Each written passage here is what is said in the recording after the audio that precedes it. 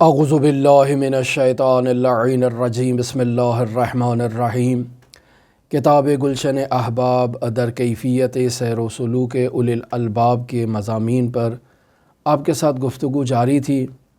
اور آج اس کتاب میں دین میں احتیاط کی اہمیت کو آپ کی خدمت میں بیان کریں گے کہ دینی معاملات میں انسان کو نہایت ہی احتیاط کے ساتھ کام لینا چاہیے اور ان مسائل کو نظر انداز نہیں کرنا چاہیے، معمولی اہمیت نہیں دینی چاہیے۔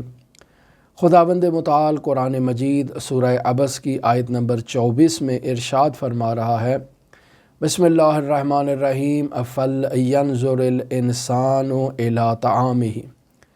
کہ انسان کو چاہیے کہ وہ اپنے طعام، اپنی خوراک، اپنی غذا کو دیکھے اور اس کے اوپر غور کرے۔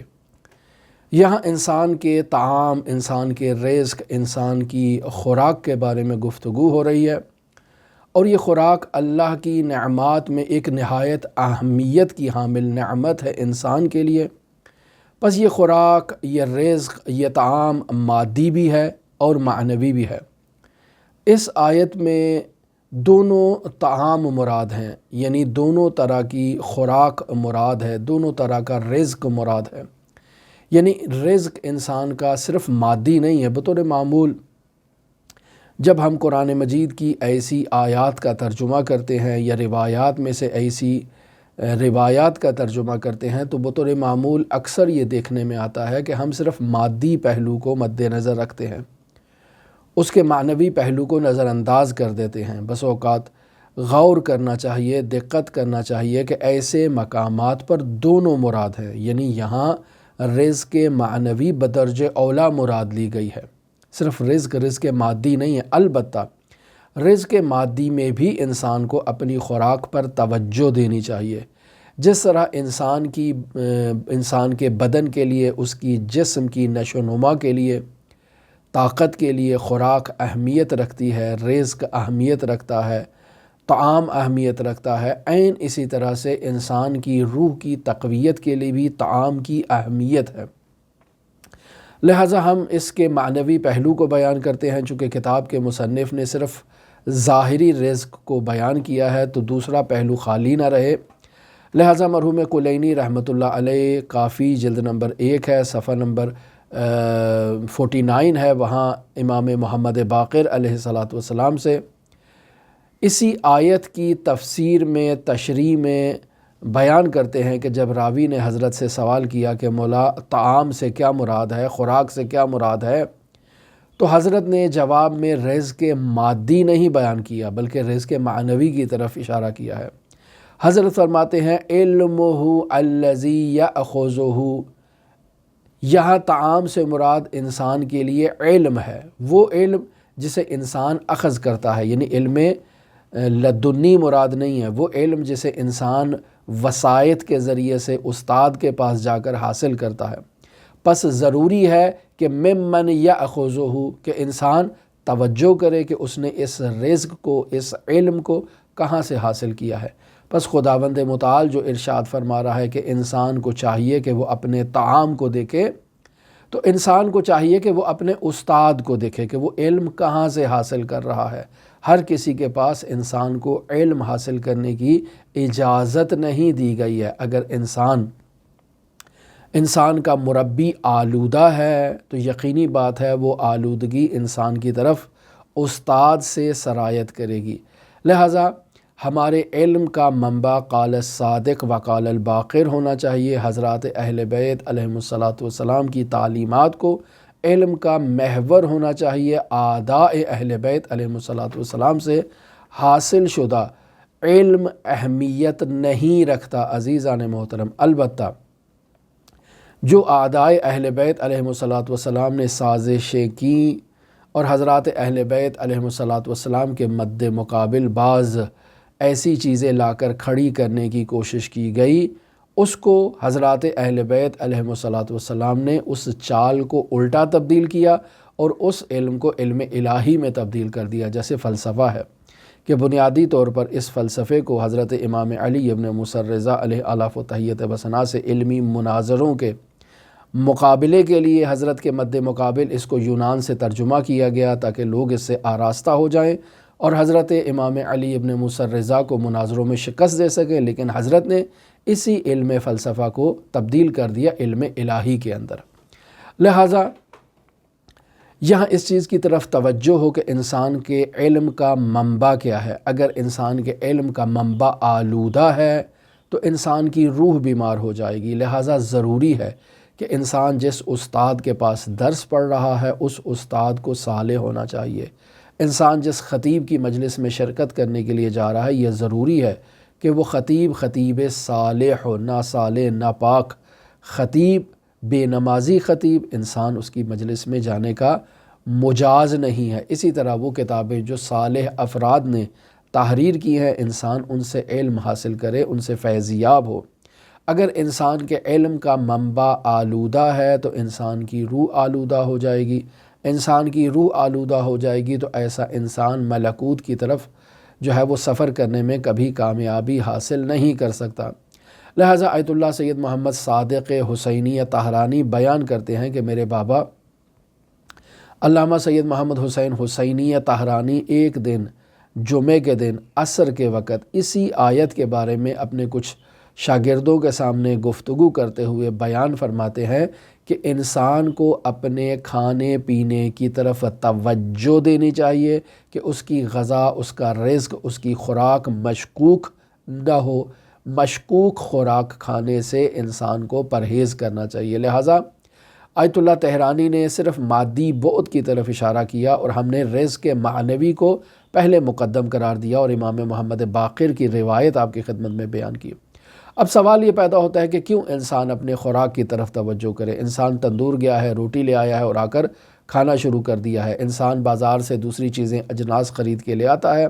استعمال کرنا شروع کر دیتا ہے۔ کیوں اس خوراک کے اوپر توجہ دینا ضروری ہے؟ اس کی دلیل بیان کرتے ہیں چونکہ انسان کو یہ چاہیے کہ وہ دینی معاملات میں احتیاط کرے۔ اس کی وجہ کیا ہے دینی معاملات میں احتیاط کرنے کی؟ کہتے ہیں روایات اسلامی میں ایک فقہی قانون بیان کیا گیا ہے اور ہمارے شیعہ فقہا نے اس فقہی قانون سے اکثر مقامات پر استفادہ کیا ہے اور اس کے مطابق فتویٰ دیا ہے، اور وہ فقہی قانون ہے خذ بالحائطۃ الدینک، یعنی اپنے دینی معاملات میں احتیاط کرو۔ یہ ایک فقہی قانون ہے۔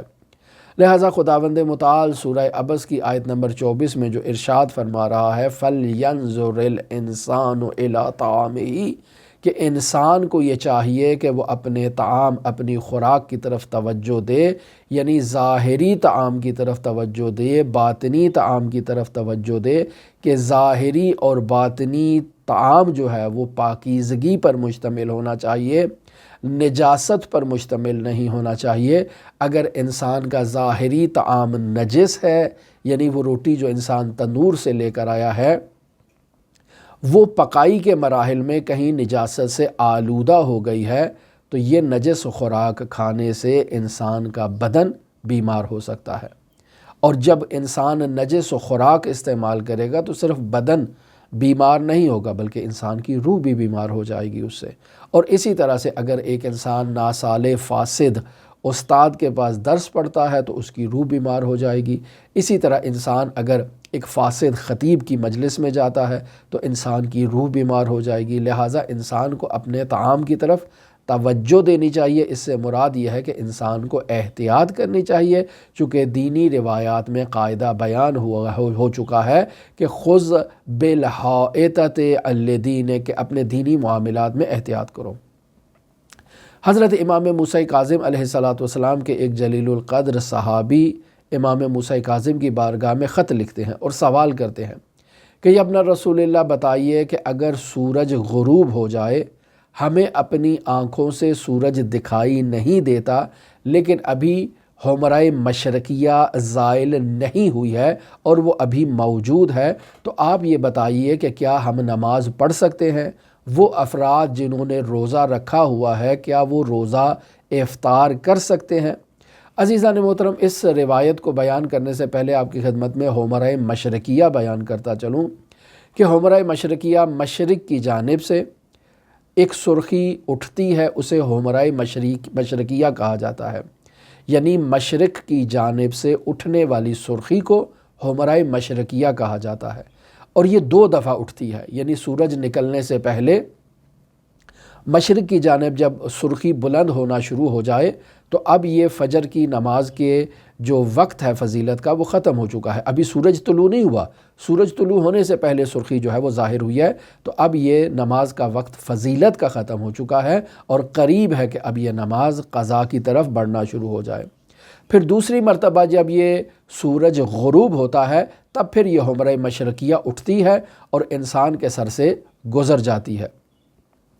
اور جب یہ حمرۂ مشرقیہ جو ہے وہ زائل ہو جائے تو انسان کو یقین حاصل ہو جاتا ہے کہ سورج اب غروب کر چکا ہے۔ تو راوی یہی سوال کرتا ہے کہ مولا سورج ہماری آنکھوں سے دکھائی نہیں دے رہا ہے،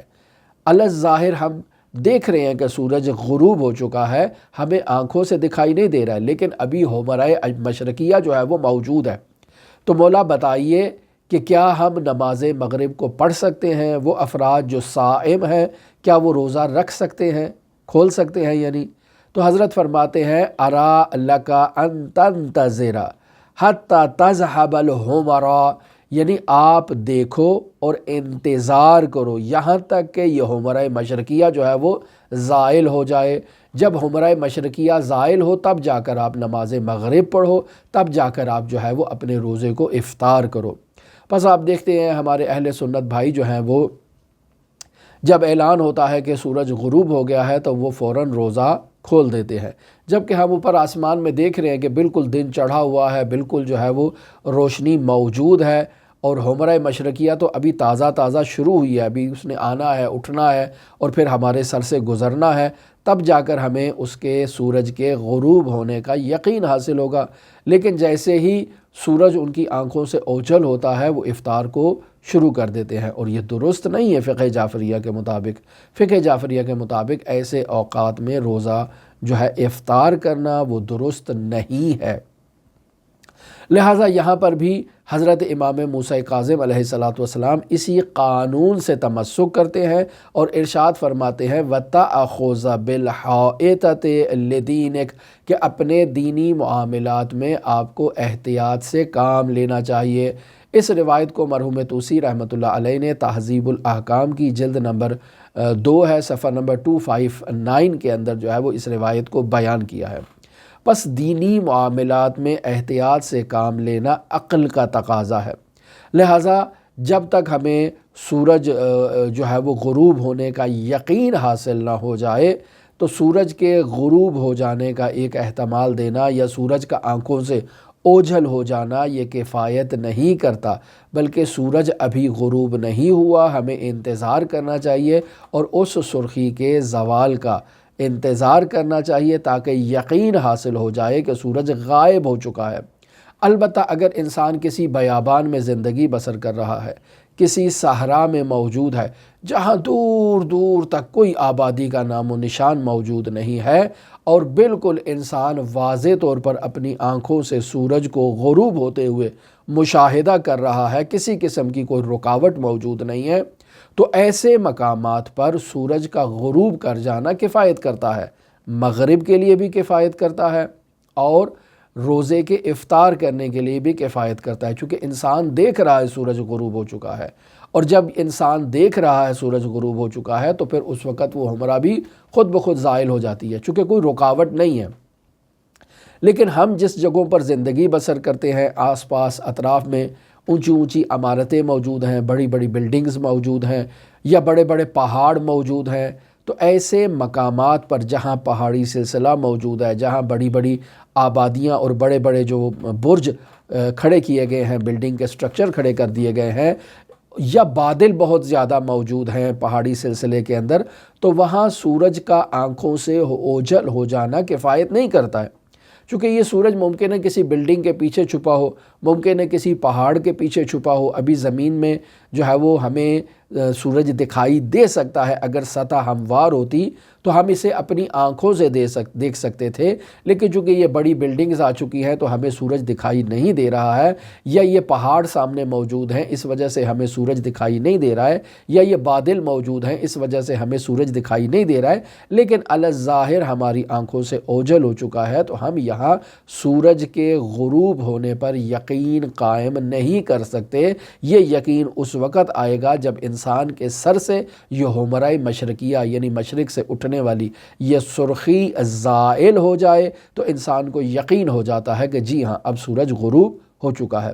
پس اس قانون کے مطابق جو فرمایا خذ بالحائطۃ لدینک، کہ اپنے دینی معاملات میں احتیاط سے کام لو، اس قانون کو ہم نے امام موسیٰ کاظم علیہ السلام کی اس روایت سے استخراج کیا، اور معلوم ہوا کہ خود حضرات ائمہ معصومین علیہم السلام بھی دینی معاملات میں احتیاط سے کام لیتے ہیں۔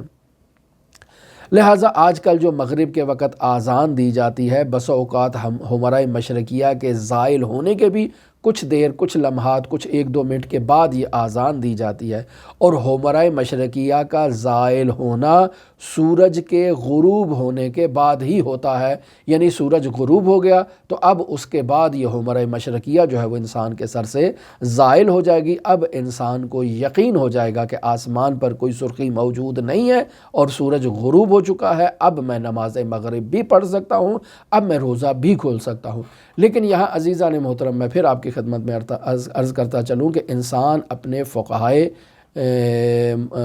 مرجع تقلید کی طرف رجوع کرے کہ اس کا فقہی مبنی کیا ہے۔ ہمارے بعض شیعہ فقہا ایسے ہیں کہ جو مغرب کے تحقق کے لیے استطار قرص سے آفتاب کو معیار قرار دیتے ہیں، یعنی سورج اگر غروب ہو جائے تو مغرب کے تحقق کے لیے یہ غروب ہونا کفایت کرتا ہے۔ لیکن جب آپ انہی فقہا سے سوال کریں کہ بتائیں کیا نماز مغرب پڑھیں، تو یہ فقہا کہتے ہیں کہ نہیں، نماز مغرب پڑھنے کا افضل وقت وہی ہے کہ یہ آسمان سے حمرہ مشرقیہ جو ہے یہ زائل ہو جائے، تب مغرب بھی پڑھ سکتے ہیں، تب روزہ بھی افطار کر سکتے ہیں۔ لیکن ان سے سوال کیا جائے کہ اگر سورج غروب ہو چکا ہے تو اب کیا ہم مغرب پڑھ سکتے ہیں؟ تو جی ہاں، آپ مغرب پڑھ سکتے ہیں، لیکن افضل وقت وہی ہے کہ یہ سورج کی سرخی جو ہے حمرہ مشرقیہ یہ زائل ہو جائے۔ مرحوم آیت اللہ شیخ محمد تقی بہجت فومنی رحمۃ اللہ علیہ کا یہی فتویٰ ہے کہ سورج غروب ہو جائے تو انسان جو ہے وہ اس غروب کو معیار قرار دیتے ہوئے مغرب بھی پڑھ سکتا ہے، روزہ بھی کھول سکتا ہے، لیکن استحباب یہی ہے کہ حمرہ مشرقیہ زائل ہو۔ اب یہاں میں واقعہ آپ کی خدمت میں عرض کرتا چلوں، میں قائد ملت جعفریہ علامہ سید ساجد علی نقوی کے ساتھ آیت اللہ بہجت سے جب ملاقات کرنے کے لیے گئے تو وہاں قائد ملت نے آیت اللہ بہجت سے یہ سوال کیا کہ ہمارا پاکستان میں زیادہ تر جو معاشرت ہے، جو اٹھنا بیٹھنا ہے، وہ اہل سنت بھائیوں کے ساتھ ہے، اور وہ کچھ دیر پہلے روزہ ہم سے کھول لیتے ہیں اور نماز مغرب پڑھ لیتے ہیں، تو ایسے میں ہم چونکہ ایک ایسے اجتماع میں دعوت ہمیں ہوتی ہے، افطار کا وقت ہوتا ہے یا نماز کا وقت ہوتا ہے، اور ہم نے ان کے ساتھ نماز پڑھنا ہوتی ہے یا افطار کرنا ہوتا ہے، اور دوسری طرف سے مجھے آپ کے فتوے کا علم ہوا ہے کہ آپ جو ہے وہ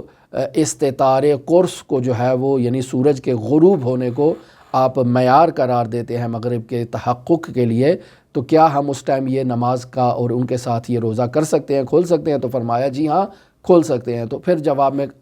قائد ملت نے کہا کہ یہ تو آپ کا فتویٰ ہمارے لیے پاکستان میں بہت ہی مفید واقعہ ہوگا، اتحاد بین المسلمین کے لیے بہت ہی کارآمد ثابت ہوگا کہ جہاں ہم اہل سنت بھائیوں کے اجتماع میں شریک ہوتے ہیں تو ان کے ساتھ روزہ بھی کھول سکتے ہیں آپ کے فتوے کے مطابق، اور نماز بھی پڑھ سکتے ہیں۔ ٹھیک ہے، افضل وقت وہی ہے کہ جو بیان ہوا زوال حمرہ مشرقیہ کا نماز مغرب کے لیے بھی اور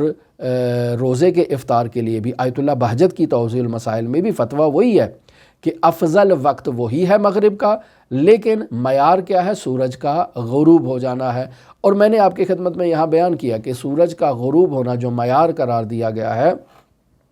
یہ ایک ایسی سرزمین میں ہے کہ جہاں پہاڑی سلسلہ موجود نہیں ہے، جہاں بلند بلند عمارتیں موجود نہیں ہیں، وہاں انسان اپنی آنکھوں سے مشاہدہ کر رہا ہے کہ سورج غروب ہو چکا ہے، تو وہاں جو ہے وہ زوال حمرہ مشرقیہ کی بھی ضرورت نہیں ہے، انسان جو ہے وہ مغرب پڑھ سکتا ہے۔ لیکن چونکہ ہم ایک ایسی ماحول میں زندگی بسر کر رہے ہیں جہاں بلند بلند عمارتیں موجود ہیں، جہاں پہاڑی سلسلے موجود ہیں، جہاں جو ہے وہ فضا کے اندر جو ہے وہ دھواں ہے اور بہت ساری ڈسٹ موجود ہے، بہت ساری گرد و غبار موجود ہے یا بادل موجود ہیں، تو ایسے میں سورج کا غروب ہو جانا ہمیں بس اوقات اس میں شبہ حاصل ہو جاتا ہے یا ہمیں دکھائی نہیں دیتا ہے، ہم سمجھتے ہیں سورج غروب ہو چکا ہے، لیکن در حقیقت وہ ابھی غروب نہیں ہوا ہوتا۔ تو تب یہاں فقہا فرماتے ہیں کہ احتیاط کا تقاضا یہی ہے کہ یہ حمرہ مشرقیہ جو مشرق کی جانب سے اٹھی ہے یہ ہمارے سر کے اوپر سے زائل ہو جائے، تب انسان مغرب کی نماز کو ادا کرے۔ لیکن آج کل جو جدید ٹیکنالوجی آ چکی ہے، جس کے ذریعے سے باقاعدہ علم نجوم کے ذریعے سے یا جدید آلات کے ذریعے سے وہ بتا سکتے ہیں کہ سورج کے غروب ہونے کا ٹائم کیا ہے، تو اس اعتبار سے اگر یہ جدید جو ٹیکنالوجی ہے اور وہ فقہا کے جو اس جدید ٹیکنالوجی کو معیار قرار دیتے ہوئے ان کے مطابق فتویٰ دیتے ہیں، تو ان کے مطابق انسان اس کو معیار قرار دیتے ہوئے جب سورج کے غروب ہونے کا دقیق ٹائم بیان کر دیا جائے تو اس ٹائم انسان مغرب کی نماز بھی پڑھ سکتا ہے، اس ٹائم انسان روزہ بھی افطار کر سکتا ہے۔ البتہ پھر آپ کی خدمت میں بیان کرتا چلوں کہ اولاً انسان کو احتیاط سے کام لینا چاہیے، خذ بالحائطۃ لدینک، اپنے دینی معاملات میں احتیاط کرتے ہوئے زوال حمرہ مشرقیہ کا انتظار کرنا چاہیے، اور دوسرا اپنے فقی مرجع تقلید کی طرف رجوع کریں کہ جو فتویٰ وہ آپ کو دے مغرب کے محقق ہونے کے لیے یا روزے کے افطار کے لیے اپنے مرجع تقلید کے مطابق جو ہے وہ آپ عمل کریں۔ یہ ایک علمی گفتگو تھی، اور علمی بحث میں علمی گفتگو میں آپ کو معیار بتا دیا ہے، ہم نے ضابطہ بتا دیا ہے کہ ضابطہ کیا ہے۔ البتہ وہ فقہا جو سورج کے غروب ہونے کو مغرب کے جو ہے وہ وقت کے لیے معتبر جانتے ہیں، ان کے پاس جو دلائل ہیں وہ دلائل قوی ہیں، مضبوط ہیں، اور دوسری طرف جو فقہا ہیں وہ احتیاط سے کام لیتے ہیں، اور یہی قانون جاری ہوتا ہے خذ بالحائطۃ لدینک، اپنے دینی معاملات میں احتیاط کرو، لہٰذا یہ حمرہ مشرقیہ کا زوال ہونا یہ نہایت ضروری ہے۔ اور بس اوقات آپ کی خدمت میں بیان کیا کہ بس اوقات زوال حمرہ مشرقیہ کے بعد بھی 1 یا 2 منٹ صبر کرتے ہیں اور پھر جا کر مغرب کی آذان دیتے ہیں روزے کے لیے، روزہ افطار کرنے کے لیے، اور دوسری طرف سے نماز مغرب کی ادائیگی کے لیے۔ لہٰذا ہماری دعا ہے کہ خداوند متعال ہمیں دینی معاملات میں احتیاط سے کام لینے کی توفیق عطا فرمائے۔ اس موضوع پر ابھی گفتگو جاری ہے۔ خداوند متعال کی بارگاہ میں دعا گو ہیں کہ خداوند متعال منجی عالم بشریت حضرت صاحب العصر صاحب الامر صاحب الزمان کے ظہور میں تعجیل فرمائے، اور ہمیں حضرت کے اصحاب و اعوان و انصار کی فہرست میں شمار فرمائے۔ اللہم صلی علی محمد و آل محمد وعجل فرج قائم آل محمد۔